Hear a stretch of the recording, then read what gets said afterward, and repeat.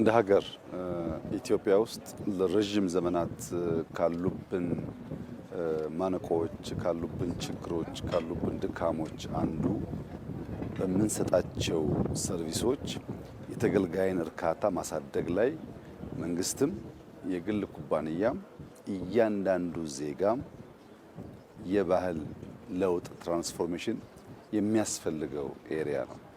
አንድ ሰው ከፍሎ ታክሲ ለመገልገል ወይም ከፍሎ ማኪያቶ ለመጠጣት ወይም ከፍሎ መታወቂያ ለማውጣት በመንግስትም ይሁን በግል የሚሰጠው አገልግሎት በቂ አይደለም።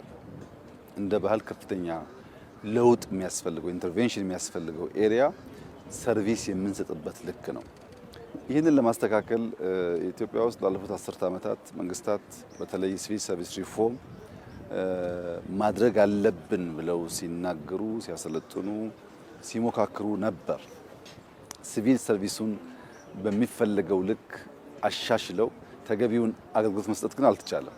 ያ የሆነበት ዋናው ምክንያት ለረጅም ጊዜ የቆየውን ተቋማዊ ባህል፣ ግለሰባዊ ባህል ቀይሮ እጅ መንሻን ቀንሶ ወይም አስቀርቶ ተገልጋይን አክብሮ ስቆ ሰርቪስ መስጠት ቀላል የሚባል ለውጥ የሚጠይቅ አይደለም። እኛ በለውጡ የወሰናቸው 5 የልማት ዋና ዋና ፒላር ያልናቸው ግብርና፣ ኢንዱስትሪ፣ ቱሪዝም፣ ማይኒንግ አራቱ የሚታወቁ ሲሆን 5ኛው ግን ቴክኖሎጂ ነው። ቴክኖሎጂ የማይኒንግን ፕሮዳክቲቪቲ ለማሳደግ፣ የግብርናን ፕሮዳክቲቪቲ ለማሳደግ፣ የኢንዱስትሪን ፕሮዳክቲቪቲ ለማሳደግ እንዲሁም ቱሪዝም ላይ ያለውን ኮኔክቲቪቲ፣ ሰርቪስ፣ ቨርቹዋል አክሰስ ለማሳደግ ሁሉን የልማት ሴክተሮች የሚያሳልጥልን አንዱ ዋናው ፒላር ቴክኖሎጂ ነው ብለን ነበር። በእያንዳንዱ ዘርፍ ውጤት አግኝተንበታል። ቴሌኮም ላይ፣ ፋይናንሻል ሴክተር ላይ እንደሚታወቀው። ወደ ሰርቪስ ሲመጣ ግን በጣም በቅርብ ጊዜ ነው ኢትዮጵያ ውስጥ በአንድ ሴንተር ብዙ ሰርቪሶች መስጠት የጀመርነው። ቢበዛ አመት ገደማ ይመስለኛል ከጀመርን ስራውን። በዚህ አመት ጊዜ ውስጥ በአንድ ሴንተር የጀመርነውን ዛሬ 45 ገደማ ሴንተር ደርሰናል። በዚህ አመት መጨረሻ እስከ መስከረም ከ100 በላይ ሴንተሮች ይጠናቀቃሉ። ቢሮ ተገንብቶላቸው ሰው ሰልጥኖ ሲስተም ተጭኖላቸው ለማህበረሰቡ አስተዋውቀን ሰርቪስ ፕሮቫይድ እናደርግባቸው ሴንተሮች ማለት ነው። ባለፈው አመት ከ1 ሚሊዮን ሰው በላይ ሰርቪስ ተገልግሏል። 3000 ገደማ ሰርቪሶች መታወቂያ፣ የልደት ሰርቲፊኬት፣ ንግድ ፍቃድ፣ ፓስፖርት እንደሚባለው አይነት እያንዳንዱ ተቆጥሮ 3000 ገደማ ሰርቪሶች ቨርቹዋሊ ወይም ከአንድ ሴንተር ይሰጣሉ። ያ ግን እንደ ኢትዮጵያ ያለ ትልቅ ሀገር በቂ አይደለም። 100 ሴንተር በተለይ እንደዚህ ያለው የሞባይል ያንን ሰርቪስ ሙሉ በሙሉ የሚሰጥ ግን የሞባይል ሰርቪስ ሲኖር ችግር ያለበት ከባቢ ላይ ሰው ከይመጣ ወደ ሰው ቀርበን ደግሞ ሰርቪሱን ፕሮቫይድ እናደርጋለን። ቨርቹዋሊ ለምሳሌ ኮልፌ በጣም መታወቂያ ኢሹ ካለ ወይም ፓስፖርት ኢሹ ካለ ብዙ ሰው ከኮልፌ ወደ ሴንተሩ ከሚሄድ እኛ ወደ ሴንተሩ ሄደን ቀድመን ችግሮቻቸውን ለይተን አውቀን ሄደን በአንድ ቀን በሁለት ቀን የተወዘፈ ነገር መፍታት እንችላለን። ሞባይል የመሶብ ሰርቪስ ይሄ ያስጀመርነው ነው እንጂ በጣም ብዙ መኪናዎች እያዘጋጀን ያለ ነው። አዲስ አበባ ላይም ከአዲስ አበባ ውጭም በስፋት የምንሰራበት አሰራር ይሆናል።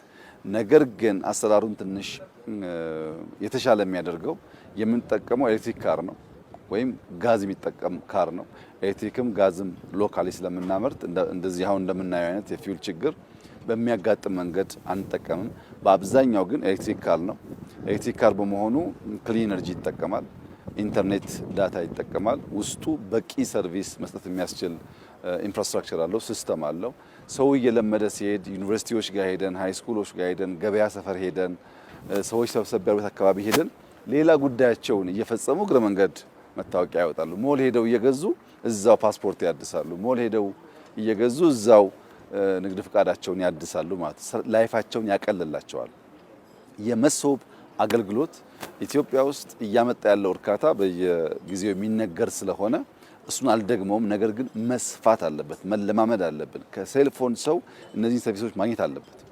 ከሞባይል መኪና ቀጥሎ ወደ ሞባይል መግባት አለበት። ሰርቪሱ በቀላሉ መገልገልም መቻል አለብን። ያ ደግሞ እንዲሆን ዲጂታል አይዲ ወሳኝ ነው።